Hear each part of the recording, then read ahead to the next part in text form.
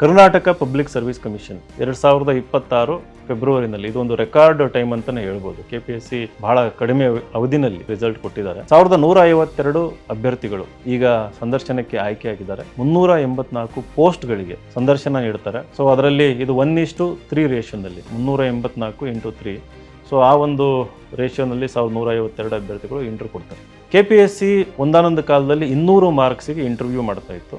So ಆಮೇಲೆ ಅದನ್ನು 50 ಮಾರ್ಕ್ಸಿಗೆ ಇಳಿಸಿದ್ರು ಇಂಟರ್ವ್ಯೂನಲ್ಲಿ. ಇವಾಗ ಆ ಮಾರ್ಕ್ಸನ್ನು 25 ಮಾರ್ಕ್ಸಿಗೆ ಇಳಿಸಿದ್ದಾರೆ. ಅದರಲ್ಲಿ ಕನಿಷ್ಠ 10 ಕೊಡಬೇಕು, ಮ್ಯಾಕ್ಸಿಮಮ್ 20 ಕೊಡಬೇಕು ಅಂತ ಒಂದು ರೂಲ್ ಇದೆ. ಅಂದರೆ 25ಕ್ಕೆ 25 ಕೊಡಂಗಿಲ್ಲ ಇಲ್ಲಿ, ಅಥವಾ 25ಕ್ಕೆ 4-5 ಕೊಡಂಗಿಲ್ಲ. ಕೊಟ್ಟರೂ ಕೂಡ ಬಹಳ ರೇರ್ ಆಗಿ ಎಕ್ಸೆಪ್ಷನಲ್ ಕೇಸಸ್ ಅಲ್ಲಿ ಏನಾದರೂ 10ಕ್ಕಿಂತ ಮಾರ್ಕ್ಸ್ ಕಡಿಮೆ ಕೊಟ್ಟು ಅಥವಾ 20ಕ್ಕಿಂತ ಜಾಸ್ತಿ ಕೊಟ್ಟು ಅಂತಂದ್ರೆ ರೀಸನ್ನ ನಮೂದಿಸಬೇಕಾಗುತ್ತೆ.